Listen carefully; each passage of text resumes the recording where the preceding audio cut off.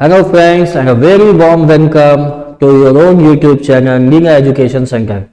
Students, आज हम यहाँ पे क्या आए हैं और हम यहाँ पे इसका करने जा रहे हैं बिजनेस स्टैटिस्टिक्स की रिविजनरी क्लास। और ये रिविजनरी क्लास बहुत ही इंटरेस्टिंग होने वाली है। This is your faculty Majid Mumtaz and I am again welcoming you in your own YouTube channel Liga education centre. Students, ये जो नोट्स हम आपके पास है ये आप इजीली डाउनलोड कर सकते हैं हमारे मोबाइल एप्लीकेशन प्ले स्टोर से, लीगा एजुकेशन सेंटर से। ठीक है, और स्टूडेंट्स ये बहुत ही इंटरेस्टिंग क्लास होने वाली है क्योंकि यहाँ पे हम जो है डिस्कस करेंगे आज अरिथमेटिक मीन के बारे में। ये एक रिविजनरी क्लास है और इस रिविजनरी क्लास में हम हर उस तरह के क्वेश्चन को करेंगे जो आपके प्रीवियस ईयर्स के पेपर्स में जिस नेचर के क्वेश्चंस आते हैं, चाहे वो MGKVP हो, AU हो, BHU हो, कोई सी भी यूनिवर्सिटी हो, उसमें जो जो क्वेश्चंस पूछे गए हैं ये वैसे ही फ्रेम किया गया है। और ये बड़ी ही टू द पॉइंट नोट्स है जो कि आपको बहुत ही कम टाइम में बहुत अच्छे से चीजों को समझने का मौका देगी। और आप इसे प्लीज अपने फ्रेंड्स के साथ शेयर करें ताकि वो भी इस यूजफुल क्लास को अपने प्रिपरेशन में यूज कर सके। चलिए हम अपने पॉइंट पे आते हैं और हम स्टार्ट करते हैं अपना ये टॉपिक अरिथमेटिक मीन, जो आज का हमारा टॉपिक है। और ये चैप्टर का नाम है मेजरमेंट ऑफ सेंट्रल टेंडेंसी। तो स्टूडेंट, सेंट्रल टेंडेंसी की जब हम बात करते हैं तो क्या बात करते हैं कि जो हमारा डेटा होता है वो बहुत वाइड होता है। ठीक है, उस वाइड डेटा को हम अगर किसी एक नंबर से बताना चाहते हैं, किसी एक न्यूमेरिकल फॉर्म में बताना चाहते हैं, तो हम कैसे बताते हैं? उसकी सेंट्रल टेंडेंसी को मेजर करके बता देते हैं। अब इसका सेंट्रल टेंडेंसी को मेजर करने के बहुत सारे तरीके होते हैं। सबसे पहला तरीका जो होता है वो अरिथमेटिक मीन होता है। तो अरिथमेटिक मीन क्या होता है? ये जो आपका अरिथमेटिक मीन है इसका एक छोटी सी डेफिनेशन दिया है कि ये क्या है कि ग्रुप ऑफ ऑब्जर्वेशंस को जब हम ऐड करते हैं और उसको डिवाइड कर देते हैं नंबर ऑफ ऑब्जर्वेशन से, तो हम क्या पा जाते हैं? Arithmetic mean. ये हमें मिड वैल्यू बताता है। ठीक है, मिड वैल्यू बताता है इन द सेंस कि सारी वैल्यूज जो है उनका जो मिडिल वैल्यू होता है उसके बारे में बात करता है। ठीक है, अब इसमें क्या होता है, देखिए तीन तरह की बेसिकली सीरीज होती है जो आप जानते हैं। एक इंडिविजुअल सीरीज होती है। इंडिविजुअल सीरीज का मतलब क्या हुआ कि यहाँ पे रोल नंबर लिखा हुआ है और यहाँ पे मार्क्स लिखा हुआ है। रोल नंबर और मार्क्स का मतलब क्या हो गया कि रोल नंबर 1, 2, 3, 4। रोल नंबर 1 को जो नंबर मिला है वो 200 है, रोल आउट ऑफ 300। और रोल नंबर 2 को जो मिला है वो 250 है, ये 230 है और ये 280 है। मान लीजिए ऐसे ही है। ठीक है, अब क्या है कि अगर आप इन सारे नंबर्स को ऐड करके डिवाइड कर दीजिए किससे, जो आएगा तो उसको आप डिवाइड कर दीजिए 4 से, because 4 is the number of students. ये आपके नंबर ऑफ स्टूडेंट्स होते हैं। तो ये क्या है? ये आपकी एक इंडिविजुअल सीरीज है। ठीक है, तो इंडिविजुअल सीरीज में यही फॉर्मूला यूज होता है। यही देखिए वैल्यूज है x1 plus x2 plus x3 plus x4। ठीक है, तो ये क्या हो गया? बराबर किसके? Sigma x upon n। और n क्या है? n is the number of students. ये आपके इंडिविजुअल सीरीज है। डिस्क्रीट सीरीज का फ्रीक्वेंसी डिस्ट्रीब्यूशन क्या होता है? डिस्क्रीट सीरीज का मतलब क्या होता है? डिस्क्रीट सीरीज का मतलब क्या होता है कि आपका एक वेरिएबल दिया रहता है और उस वेरिएबल के अगेंस्ट आपको फ्रीक्वेंसी दी रहती है। ठीक है, वेरिएबल और फ्रीक्वेंसी भी दिया रहता है। यानी कि अगर मान लीजिए वेरिएबल में हम ये बताते हैं कि 2 students got 100 marks, 4 students got 35 marks, 1 got 37 marks, 4 got 25 marks. ठीक है, तो ये क्या हुआ? ये वेरिएबल है और ये आपका फ्रीक्वेंसी है, सॉरी ये आपका वेरिएबल है, ये वेरिएबल है और ये आपका फ्रीक्वेंसी है। ठीक है, ये आपके नंबर्स के बारे में बता रहा है और ये आपके वैल्यूज के बारे में बता रहा है। ठीक है, तो ये क्या हुआ? ये आपका हो गया। इसके लिए फॉर्मूला हम क्या यूज करते हैं? जितनी भी ये आपकी फ्रीक्वेंसी है, इस फ्रीक्वेंसी को हम वेरिएबल से मल्टीप्लाई कर देते हैं और उसके बाद उसको ऐड कर देते हैं, तो क्या आ जाता है? सिग्मा fx आ जाता है। इसको मल्टीप्लाई किया कि ये मान लीजिए 200 आ गया, ये आ गया आपका 140 और ये आपका आ गया 37 और ये आपका आ गया 100। ठीक है, तो ये आपने टोटल किया तो कितना आ गया, ये आपका 7 और 7 और 477 और ये कितने स्टूडेंट्स हैं, ये 11 है। तो क्या हो गया, ये आपका सिग्मा एफ एक्स हो गया 477 और आपका ये एन हो गया 11। तो अब आपने क्या किया, या इसको आप एक और वर्ड से जानते हैं जिसको बोलते हैं सिग्मा एफ। सिग्मा का जो डिनोशन होता है वो क्या होता है, समेशन। समेशन मतलब सम, ठीक है, सम मतलब टोटल इनका, ठीक है। ग्रुप सीरीज है तो ग्रुप सीरीज में हम क्या करते हैं, यहाँ पे देखिए एम दिया हुआ है, तो एम का मतलब क्या होता है, मीडियम वैल्यू। यहाँ पे हम मीडियम वैल्यू की बात करते हैं।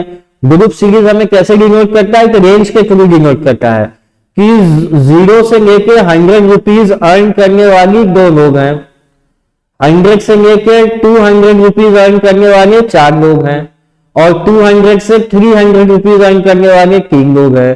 तो हम क्या करते हैं, इसकी मिड वैल्यू निकालते हैं। मिड वैल्यू कैसे निकलती है, lower limit plus upper limit को आप ऐड कर लीजिए और उसको 2 से डिवाइड कर लीजिए। तो 0 plus 100 is equal to 100 divided by 2 is 50। 100 plus 200 divided by 2 यानी 300 divided by 2 is 150 is now similarly it is 250। अब इस मिड वैल्यू से हम उसको मल्टीप्लाई कर देते हैं, ठीक है। तो ये 3 तरह की सीरीज होती है। अब इन पे हम देखते हैं कि हम एक्चुअली में कौन कौन से फॉर्मूला यूज करते हैं। बेसिकली यहाँ पे 2 तरह के मीन होते हैं, एक अरिथमेटिक मीन होती है, ठीक है, ये सिंपल अरिथमेटिक मीन जो अभी हमने आपको बताया, sum of all observation divided by number of observation. उसके बाद आता है weighted arithmetic mean. Weighted arithmetic mean का मतलब क्या होता है कि एक वैल्यू जो आपका वेरिएबल होता है उसके साथ क्या होता है, कुछ वेट अटैच होता है, ठीक है। जैसे आपका वेरिएबल x1 है, x2 है, x3 है, इसके साथ आपका कुछ वेट अटैच है, वेट 1, वेट 2, वेट 3।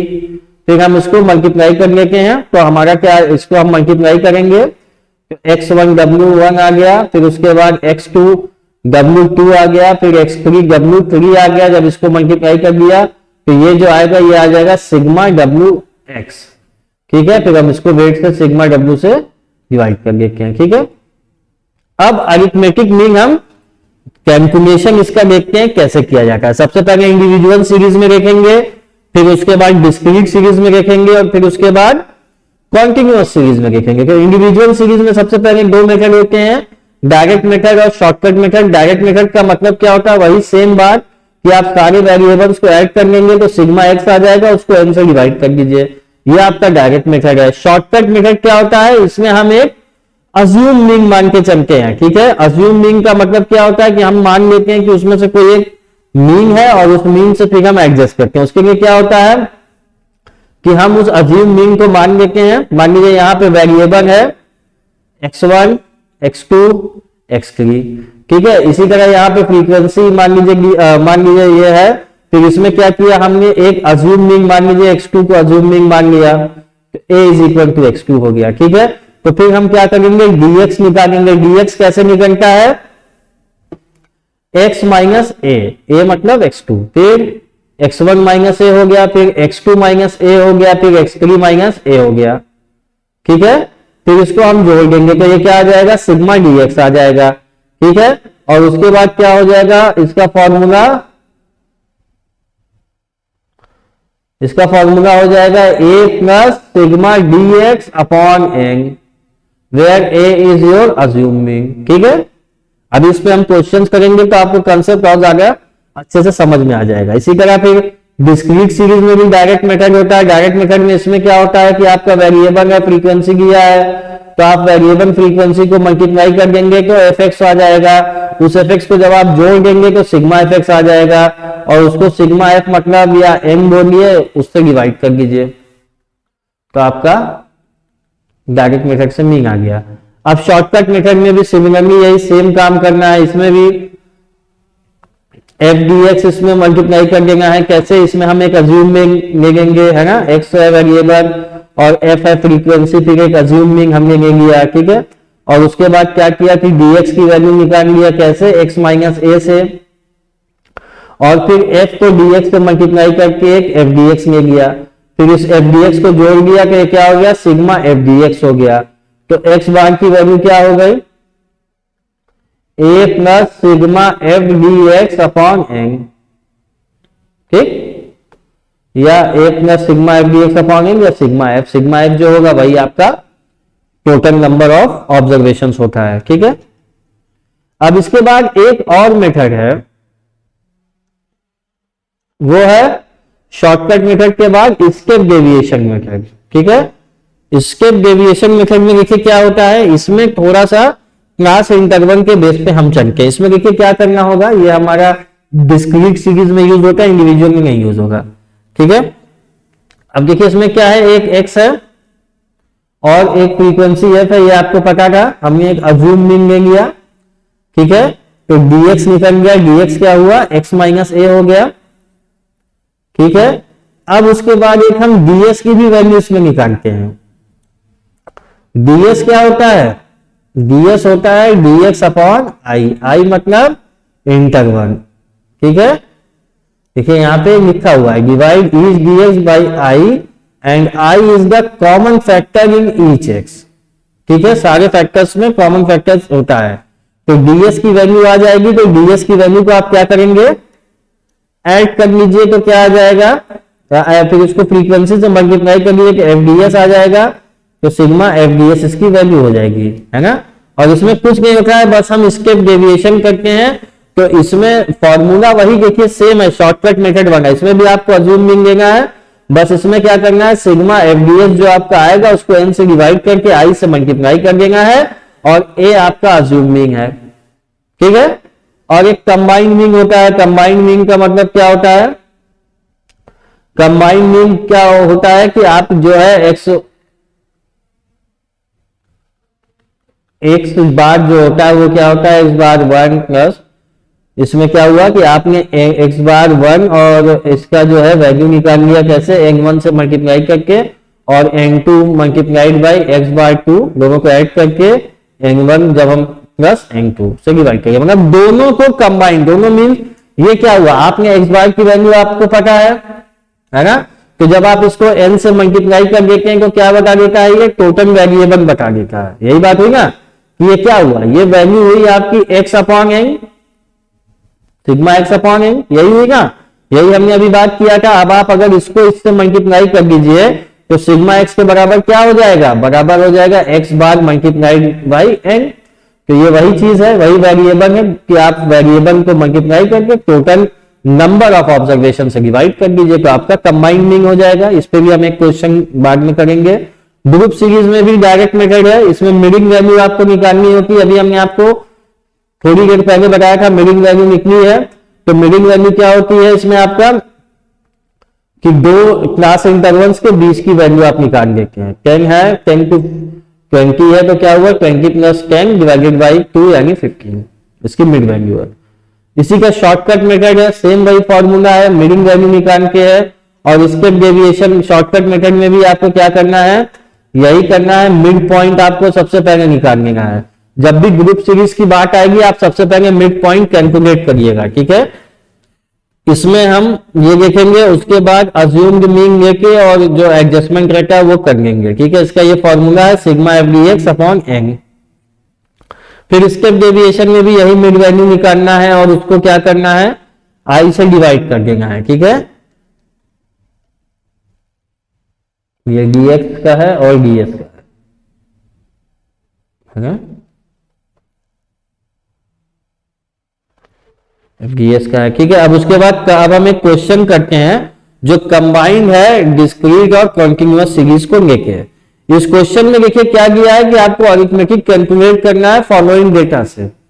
तो अब इसमें क्या क्या दिया हुआ है कि इसमें दिया हुआ है सबसे पहले आपका क्लास साइज दिया हुआ है, ठीक है। क्लास साइज का मतलब क्या हुआ कि क्या इसका साइज है ना, और फ्रीक्वेंसी यानी ये वेरिएबल के बारे में बात कर रहा है, और ये किसके बारे में बात कर रहा है, ये बात कर रहा है आपका फ्रीक्वेंसी, फ्रीक्वेंसी के यहां लिखा ही हुआ है, ठीक है।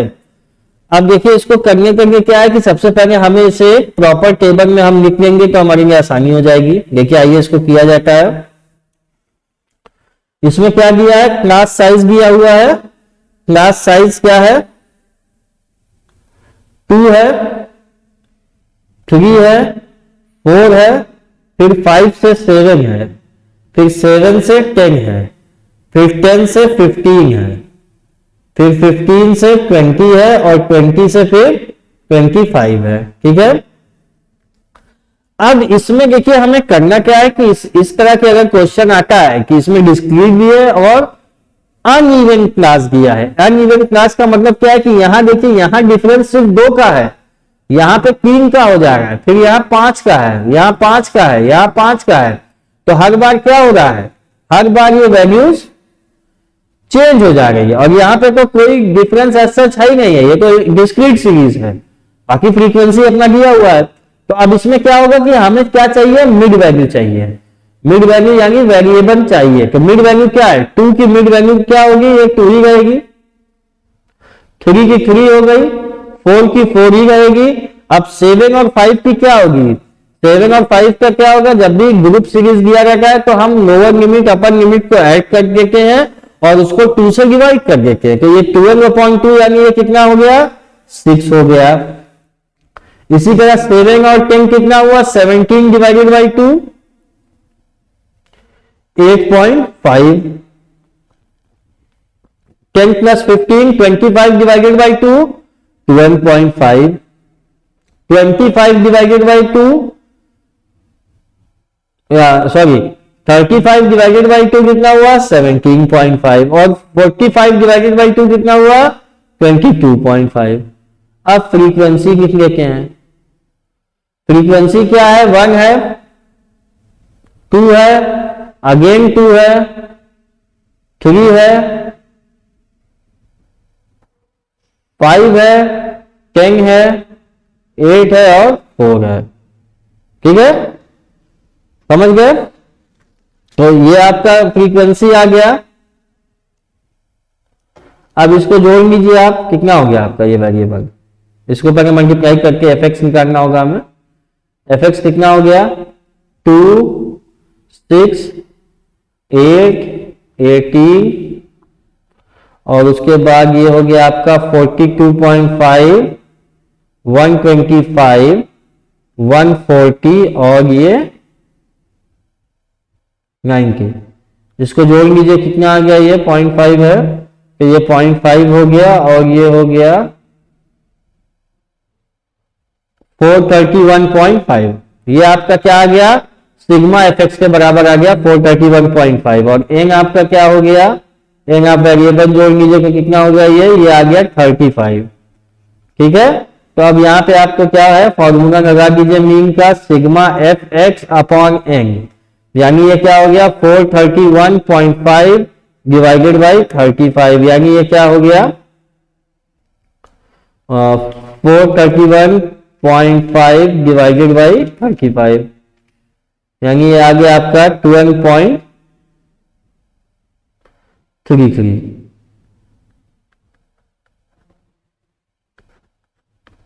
ठीक, ये आपका आंसर आ गया। अब देखिए ये क्वेश्चन जो हमने किया इसलिए किया क्योंकि इसमें डिस्क्रीट और कॉन्टिन्यूअस सीरीज दोनों का दिया था। तो आपको एक बताने के लिए कि अक्सर इस तरह के क्वेश्चन आए हैं, कभी प्रीवियस पेपर्स में भी आए हैं, तो उसमें ये होता है। अब देखिए ग्रुप सीरीज अगर दिया रहता है ना, तो मैं आपको एक एडवाइस करूंगा कि जब भी आपके पास ग्रुप सीरीज का क्वेश्चन आता है मीन का, तो आप हमेशा शॉर्टकट मेथड से जाएं, जो आपको अज्यूम मीन लेके करना है। ठीक है, उसमें होता क्या है कि कैलकुलेशन में एरर्स कम से कम होती है। क्यों, क्योंकि आप जब अज्यूम मीन लेते हैं तो सारा कैलकुलेशन आपको उसके अकॉर्डिंग करना पड़ता है, तो वैल्यूज आपकी कम हो जाती है। ठीक है, चलिए अब इसी में एक तरह का और क्वेश्चन होता है कि आपको पूछा गया है कई बार, ये देखिए क्वेश्चन दिया है कि द फॉलोइंग सीरीज, इसमें हमें बता रहा हूं, ये क्वेश्चन दिया गया है कि फॉलोइंग सीरीज क्या करता है, 100 स्टूडेंट्स के मार्क्स को बता रहा है। मार्क्स यानी 5 to 10 में 1 स्टूडेंट है, 10 to 15 में 8 है, 15 to 20 में 18 स्टूडेंट है, इसी तरह 20 से 25 में 36 है, 25 से 30 में 20 है और 30 से 35 में 10 है और 35 से 40 नंबर पाने वाले 7 स्टूडेंट्स हैं। अब देखिए उसमें क्या है कि जब हमने स्क्रूटनी किया तो हमें क्या पता चला कि ABCDEF ये स्टूडेंट्स के नेम थे जिनके करेक्ट मार्क्स 41 थे, मगर मार्क्स कितने गलती से चले गए 36। इसी तरह 23 के और चले कितने गए 28, 36 के तो 34 चले गए, 16 के तो 6 चले गए, 33 के तो 17 चले गए, 21 के तो 26 चला गया। यानी क्या हुआ कि हर बार हमसे वैल्यू इनपुट करने में गलती हो गई। तो अब ये जो गलती हो गई, अब इसको हम लोग यहां से कैसे सही कर सकते हैं, इसके लिए हमें एक टेबल बनाना पड़ेगा। अब क्योंकि देखिए ये करेक्ट हम दोनों चीज कर रहे हैं, वैल्यू भी कर रहे हैं और फ्रीक्वेंसी भी कर रहे हैं। यानी कि अगर ये ए का नाम 41 में है, ठीक है, और उसका कितने में इंटर हुआ है 36 में इंटर हुआ है, तो यानी 36 का मतलब क्या हुआ 35 से 40 वाले में 7 स्टूडेंट्स थे, जिसमें से एक 36 भी था, ठीक है। लेकिन अब ये 36 में नहीं रहा, अब ये किस में चला गया मोर देन 40 में चला गया, ठीक है। तो आइए इसको हम लोग यहाँ पे करते हैं। इसके लिए एक लंबा टेबल बनेगा, थोड़े से पॉइंट इसमें। अब इसमें सबसे पहले क्या है कि आप लिखेंगे क्लास कौन कौन सा है, ठीक है। उसके बाद आप लिखेंगे फ्रीक्वेंसी,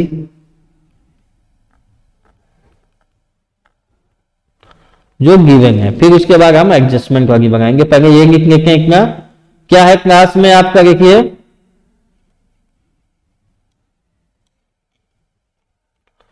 क्लास में आपका दिया है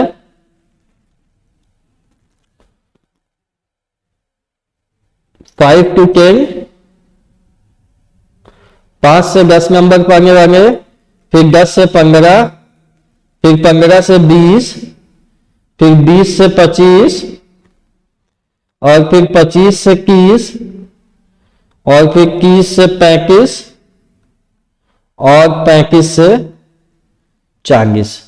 अब इस 35 से 40, मगर देखिए यहां पे जो सबसे पहला स्टूडेंट दिया है उसका 41 मार्क्स है, यानी कि ये मोर देन 40 पाया है। यानी अब मोर देन 40 है तो हमें भी क्या करना पड़ेगा, एक और क्लास इसमें इंक्लूड करना पड़ेगा जो कि 40 से 45 का होगा, क्योंकि हम 5-5 का इंटरवल शुरू से लेके आए हैं, इसलिए हम इसे भी 5 का मानेंगे, ठीक है।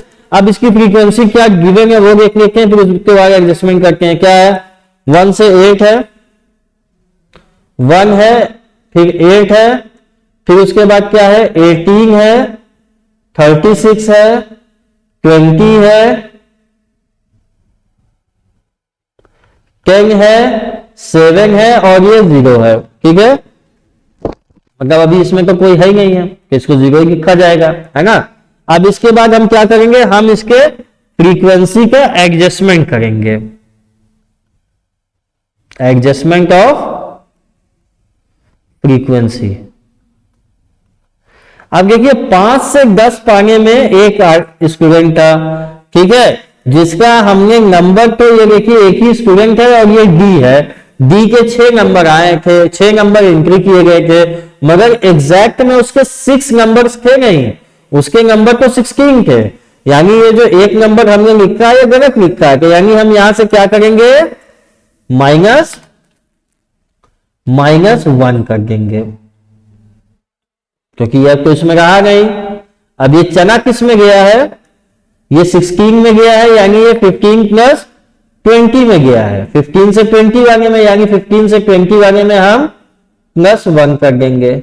आई बात समझ में। 6 नंबर वाला था वो 5 से 10 में नहीं है, वो गलती से 6 लिख दिया, उसका नंबर 16 था, तो जब 16 नंबर था तो 15 से 20 में आ रहा है, तो हमने यहां पे इसको ऐड कर दिया, ठीक है। अब आइए दूसरा देखते हैं क्या है। 10 से 15 में कौन है, 10 से 15 में कोई इसमें चेंजेस नहीं है, ठीक है। उसके बाद क्या है 15 से 20 में आते हैं। 15 से 20 में क्या है, 15 से 20 में देखिए एक ये है जिसका 17 इंटर हुआ था मगर वो 33 पाया है, यानी 15 से 20 में एक -1 हो गया, ठीक है। और उसके बाद क्या हुआ, ये कितना पाया है 33 पाया है, यानी 30 से 35 में गया है, तो यानी ये +1 हो गया, ठीक है। अब आइए इधर, अब 15 से 20 हो गया। अब 20 से 25 आगे में कोई है, 20 से 25 में कोई नहीं है, और एक आपका ये आया था ना 23 में। देखिए ये है जिसका नंबर 28 था उसका गलती से 23 में चला गया है। ठीक है, 28 नंबर वाला कौन है? 25 से 30 वाले में ये माइनस हो जाएगा -1, और ये 25 से 30 में क्या होगा? 20 से 25 में +1 हो गया। ठीक है, क्योंकि उसका करेक्ट मार्क्स जो है वो 23 है। और है एक 21 यानी 26 है और ये 21 है। ठीक है, यानी 26 यानी 25 से 30 वाले में एक और -1 और 20 से 25 वाले में एक और +1। ठीक है, अब देखिए 25 से 30 भी हो गया। अब 30 से 35 वाले में क्या है? 30 से 35 में कोई है? एक ये है आपका 33 जो सही होके गया था। एक 30 से 35 में कोई है एक सी का ये -1 हो जाएगा और +1 तो है ही है। सी का ये देखिए 30 से 35 में -1, और ये जो आपका 34 नंबर वाला स्टूडेंट जो गलत पाया था वो 36 में गया है, यानी ये 35 से 40 में +1 हो गया। ठीक है, और इसी की बात क्या है? 40 से 45 वाला तो आपका एक +1 ही है, क्योंकि वो -1 वहां से होके आया था, ये हमने को पहले ये किया था। ठीक है, और कौन है?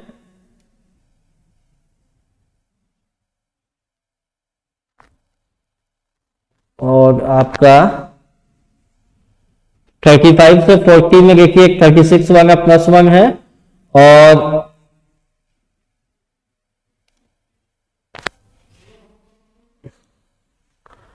35 से 40 में एक और आपका है, कोई जा रहा है बाहर। हाँ, 36 वाला जा रहा है तो वो -1 हो जाएगा, +1 -1। ठीक है, अब यहां पे हम क्या लिख देंगे? यहां पे राइट फ्रीक्वेंसी लिख देंगे, यानी करेक्टेड फ्रीक्वेंसी। अब करेक्टेड फ्रीक्वेंसी क्या हो गई? 1 - 1 आपका 0 हो गया। 8 पे कोई असर नहीं पड़ा है। 18 में क्या हुआ?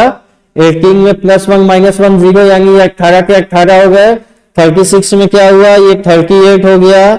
20 में से -1 19 -1 कितना हो गया? 18 हो गया। और उसके बाद क्या है? 10 में से +1 -1 कितने हुए? 10 के 10 ही गए। 7 में +1 -1 कितने हुए? 7 हो गए, और ये 1 1 हो गया। अब अगर आप इसको ऐड कर दीजिए कि कितना हो जाएगा? आपका आ जाएगा ये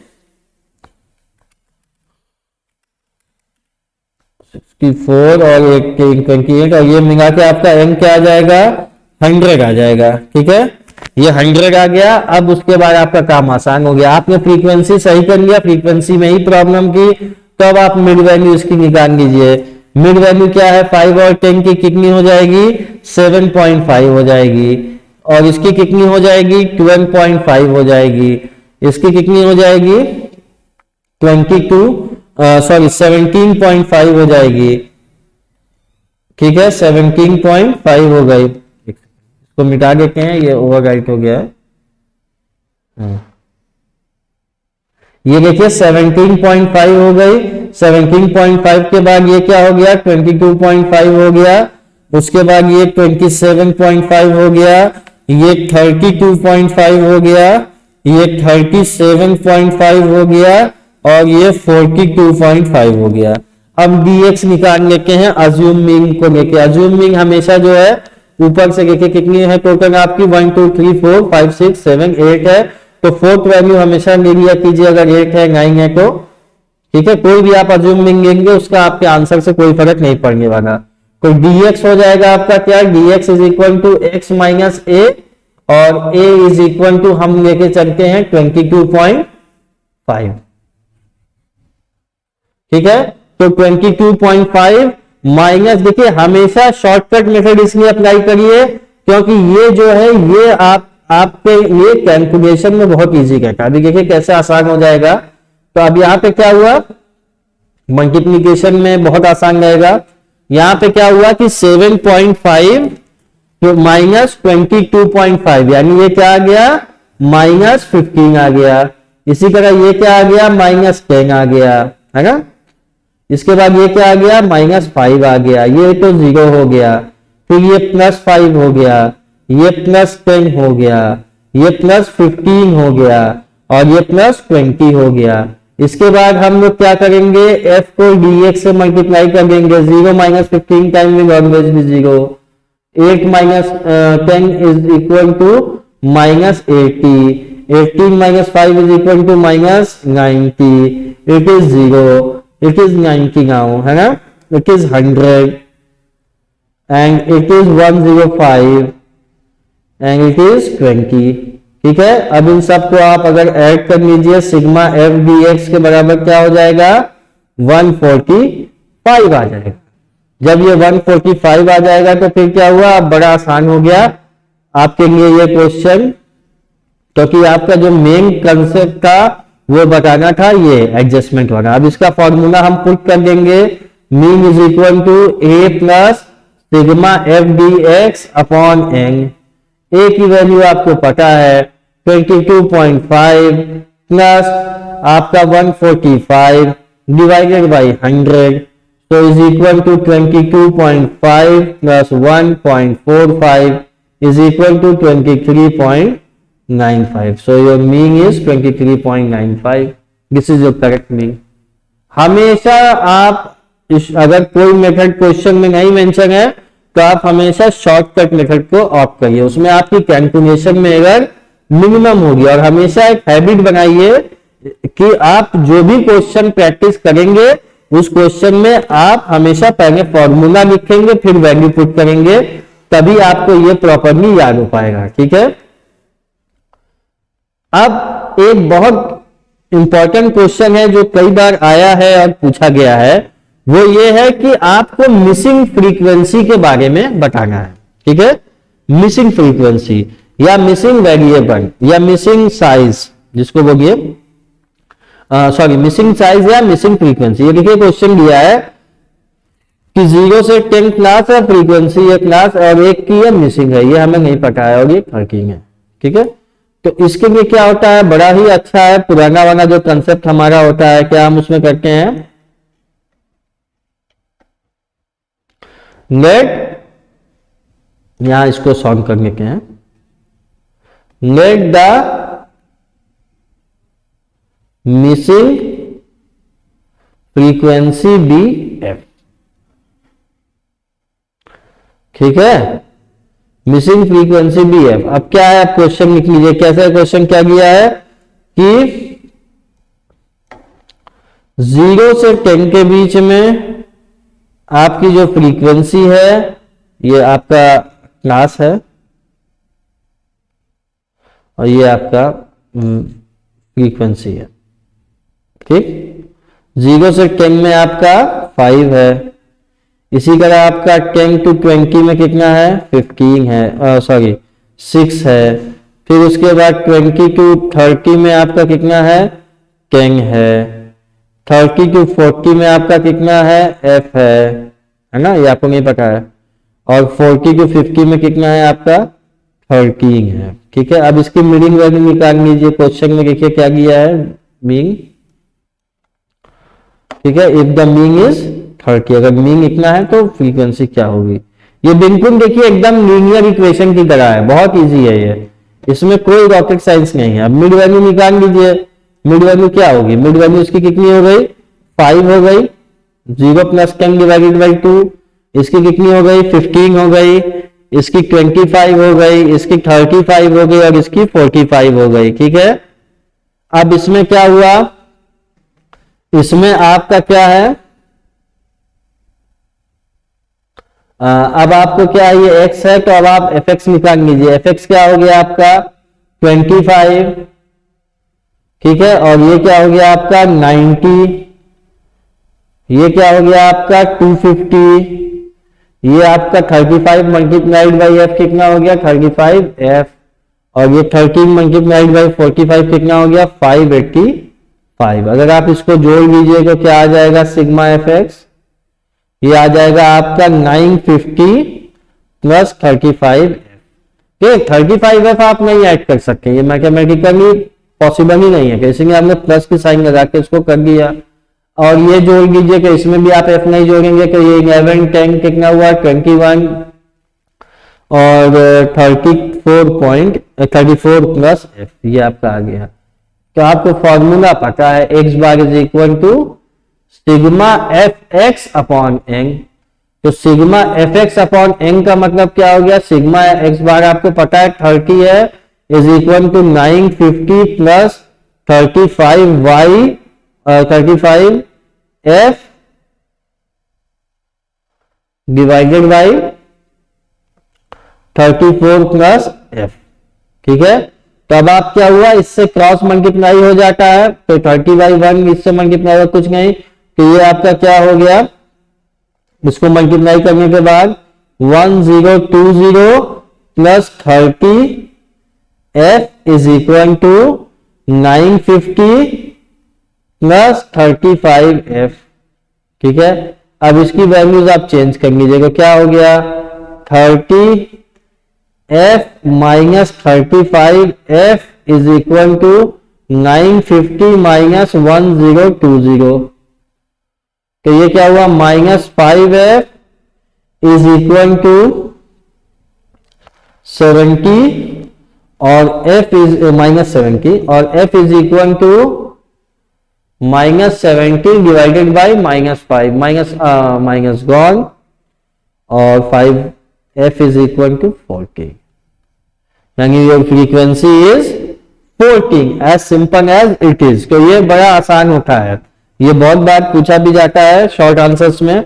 तो इसमें देखिए बड़ी अच्छी चीज क्या होती है ना कि अगर फ्रीक्वेंसी मिसिंग आएगी ना तो वो कभी भी पॉइंट्स में नहीं आएगा आंसर उसका हमेशा एकदम रियल फिगर्स में आएगा। अब एक क्वेश्चन हम आपको इंक्लूसिव और एक्सक्लूसिव सीरीज का भी प्रैक्टिस करा देते हैं, जिससे आपको आइडिया हो जाए कि इंक्लूसिव और एक्सक्लूसिव सीरीज में क्वेश्चंस को कैसे हम करते हैं। ठीक है, इंक्लूसिव और एक्सक्लूसिव सीरीज में करने के लिए क्या होता है कि ओपन एंड या क्लोज एंड क्लासेस में जो हम बोलते हैं, इसमें क्वेश्चन दिया है, क्या दिया है कि calculate the arithmetic mean in inclusive and exclusive class intervals.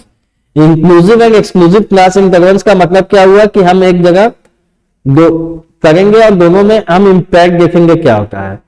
Inclusive पढ़ना इधर लिखते हैं और एक्सक्लूसिव इधर लिखते हैं। इंक्लूसिव में क्या है कि 1 से 6 है,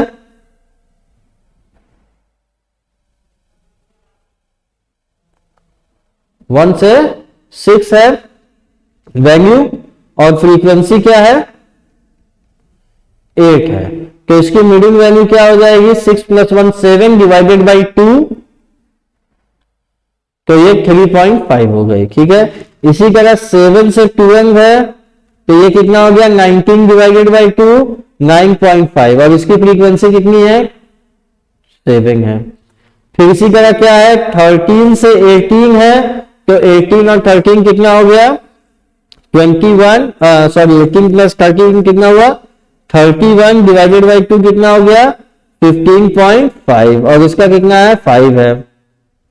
उसके बाद क्या है 19 से 24 है और इसकी कितनी वैल्यू हो गई 21.5 मीडियम वैल्यू हो गई और इसकी फ्रीक्वेंसी 10 है, तो ये कितना हो गया 15-30, तो यानी ये सिग्मा एफ आपका कितना हो गया 30 हो गया और एफ एक्स क्या हो गया आपका, इससे मल्टीप्लाई कर दीजिएगा कितना आ जाएगा ये आ जाएगा आपका 28 और ये आ जाएगा आपका 66.5 और ये आ जाएगा 77.5 और ये आ जाएगा 215 और जब आप इसको टोटल ऐड कर लीजिएगा sigma F x is equal to 387 ये आ जाएगा। ठीक है, अब आपको कुछ नहीं है यहाँ पे आप ये आ गया। अब इसमें आप एक बार एक्सक्लूसिव का आप बता रहा हूं। अब एक्सक्लूसिव में देखिए क्या होता है, जब भी इंक्लूसिव सीरीज को ऐड करना होता है तो क्या होता है कि हम हमेशा इंक्लूसिव को एक्सक्लूसिव में कन्वर्ट करना होता है,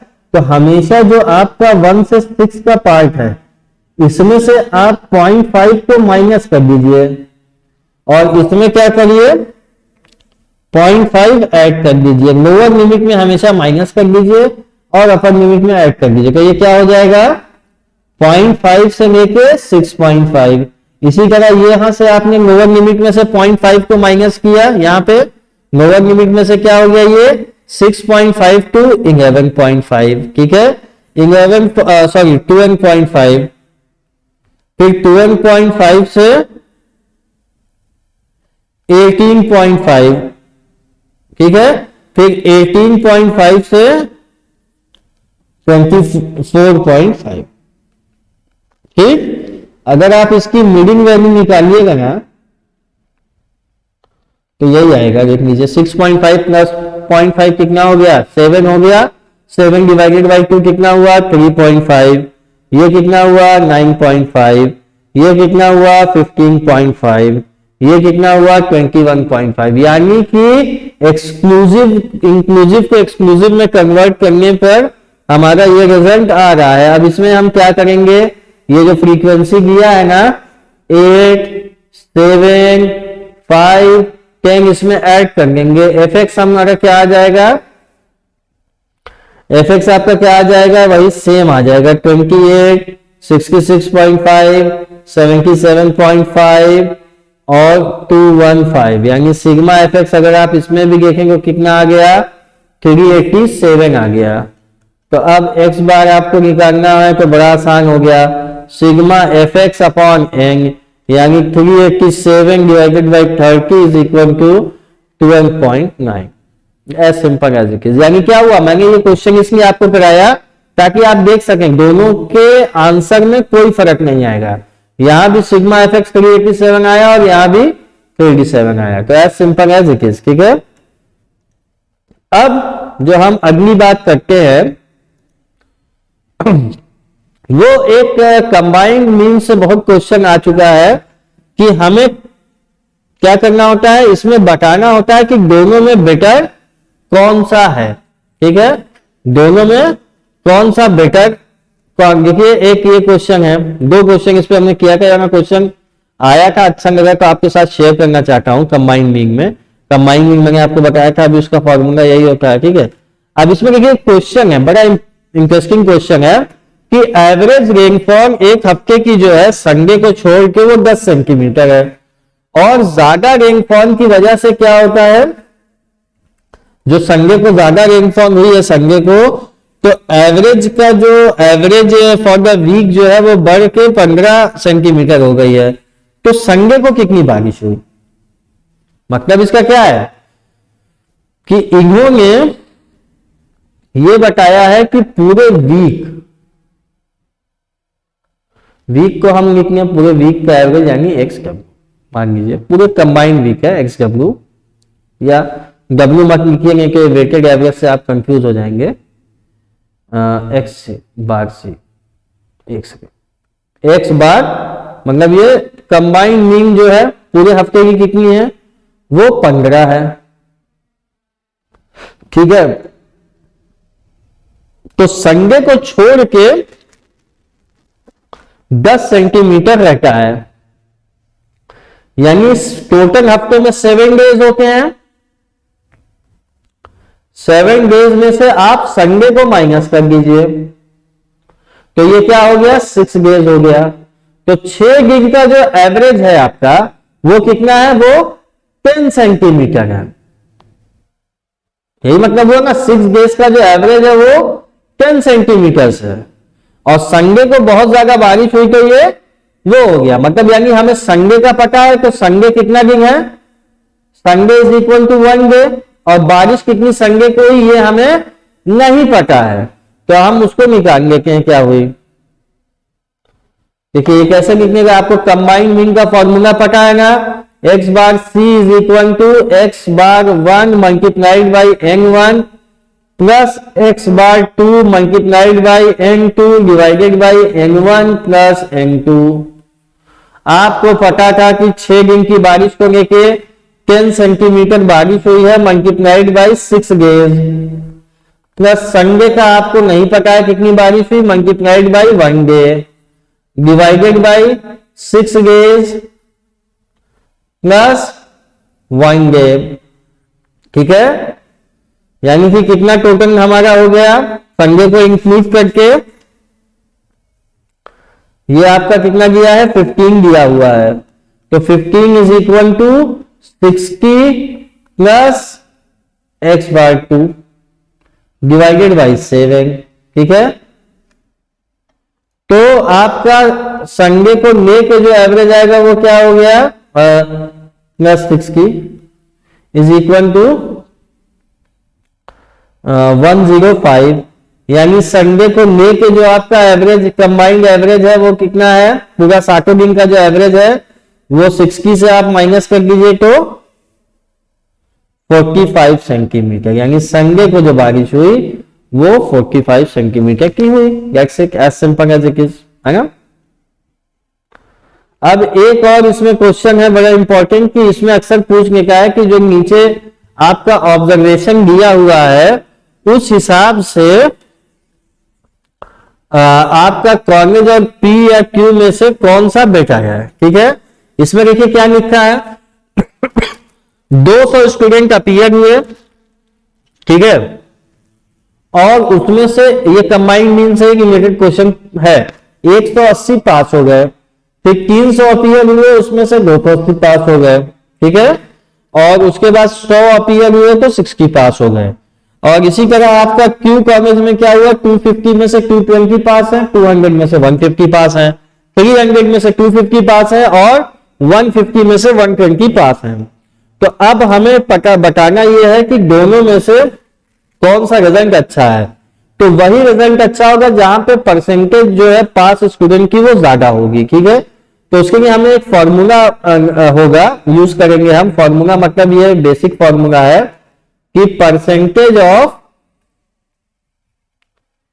पास्ड स्टूडेंट्स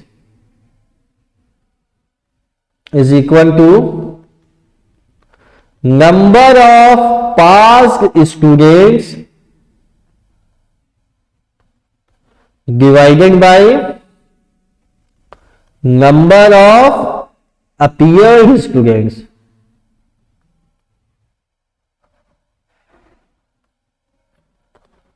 मल्टीप्लाइड बाय 100, है ना। तो आइए देखते हैं, ये कॉलेज पी है और ये कॉलेज क्यू है।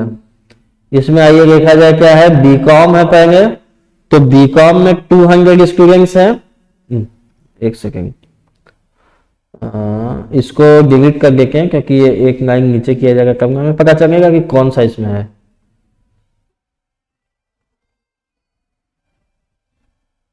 ठीक है, अब देखिए इसमें क्या है, पी कॉलेज में अपीयर्ड कौन कौन है और पास्ड कौन कौन है और इसका परसेंटेज ऑफ पास क्या क्या है, ठीक है।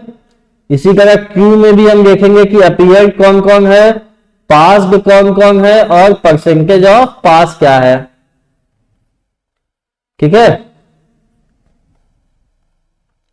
तो बीकॉम में आते हैं, बीकॉम में क्या है, 200 अपीयर है, इसमें से 180 पास है, तो पास परसेंटेज हमने बताया आपको, 180 डिवाइडेड बाई 200 मल्टीप्लाइड बाई 100 कितना हो गया, 90%। तो उसके बाद आप आ जाइए बीए में, बीए में कितने हैं, 300 स्टूडेंट्स हैं, उसमें से 280 पास हैं, तो ये कितना आ जाएगा, ये आ जाएगा 93.33%। उसके बाद क्या है, बीएससी है, बीएससी में क्या है आपका 150 स्टूडेंट्स हैं जिसमें से 100 पास हैं, तो ये आपका कितना हो गया 66.67%।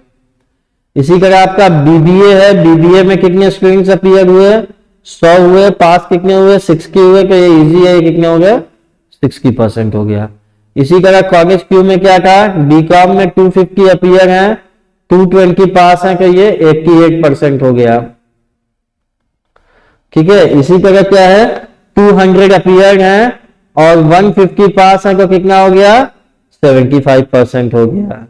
इसी तरह 300 अपीयर हैं और 250 पास हैं, तो कितना हो गया 83.33%। और बीबीए में क्या है, 150 अपीयर हैं और 120 पास हैं, तो कितना हो गया 80%। अब देखिए इसमें आप टोटल कर लीजिए कितने अपीयर हुए, तो टोटल आपके अपीयर हैं 750, जिसमें से पास कितने हैं 620।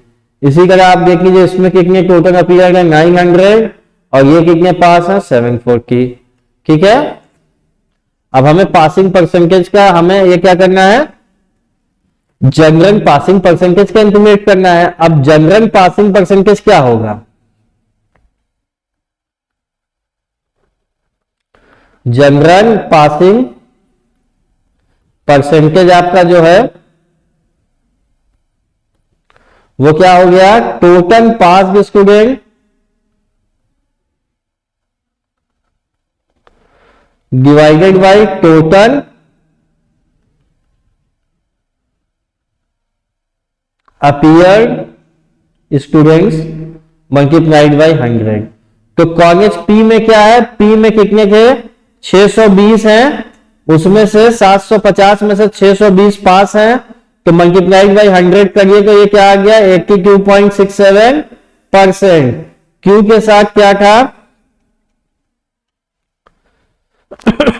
क्यू के साथ क्या है? 740 स्टूडेंट्स हैं और उसको आपके क्या है? 900 में से 740 पास हैं, ये मल्टीप्लाई बाय 100 ये क्या आ गया? 82.22% आ गया। ठीक है, समझ गए हैं?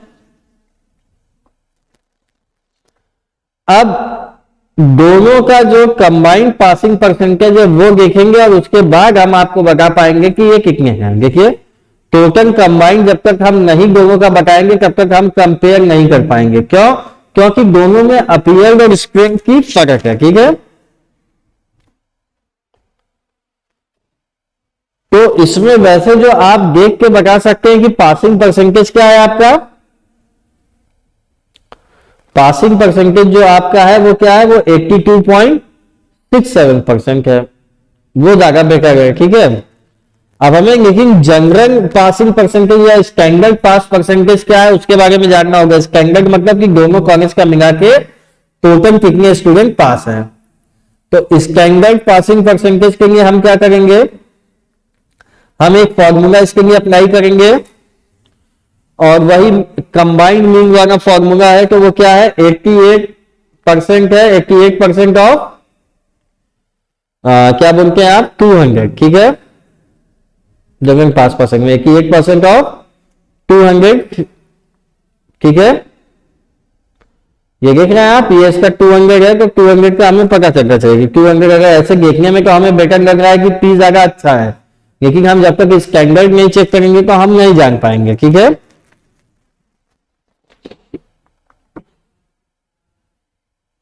ठीक है, अब हम इसको ये करते हैं कि अपना 88% है और उसके बाद ये 75% ऑफ 300 है, उसके बाद ये 83.33% ऑफ 150 है और उसके बाद 80% ऑफ 100 है। ठीक है, और उसको हम किससे डिवाइड करेंगे? 20, 300, 150 और 100 यानी 750 स्टूडेंट से। तो हम क्या पा जाएंगे?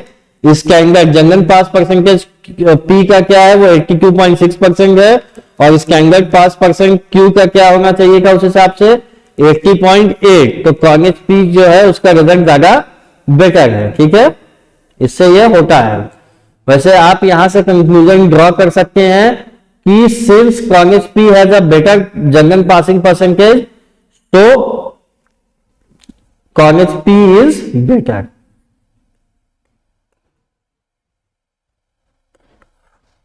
ठीक है, तो स्टूडेंट्स आज हम इसको जो है क्लास को यहीं पे वाइंड अप करते हैं। होपफुली आपके लिए बड़ी हेल्पफुल रहेगी। अगेन मैं बोलूंगा आपसे कि इसको प्लीज अपने फ्रेंड्स के साथ शेयर करिए ताकि वो भी इस रिविजनरी क्लास को मतलब यूजफुल बना सकें। इसकी नोट्स हमारे ऐप पे है, आप वो प्ले स्टोर से जाके नीला एजुकेशन स्टोर ऐप डाउनलोड करेंगे तो ये नोट आपको वहां से मिल जाएगी। और हमारे यहाँ पे जो बीकॉम के लिए जो है बड़े ही एक नॉमिनल फीस चार्ज किया जाता है बीकॉम के कोर्सेज के लिए, तो आप उसके लिए भी यहाँ पे आके ज्वाइन कर सकते हैं। यहाँ पे ऑनलाइन ऑफलाइन दोनों तरह की क्लासेस यूज होती हैं। ठीक है, तो होपफुली आप अब ये हम यहाँ पे इसको वाइंड अप करेंगे और नेक्स्ट क्लास जो हमारी revisionary time to time update होती रहेगी उसमें हम हार्मोनिक मीन के बारे में और अलजेब्रिक मीन के बारे में बात करेंगे। ठीक है, चलिए, थैंक यू।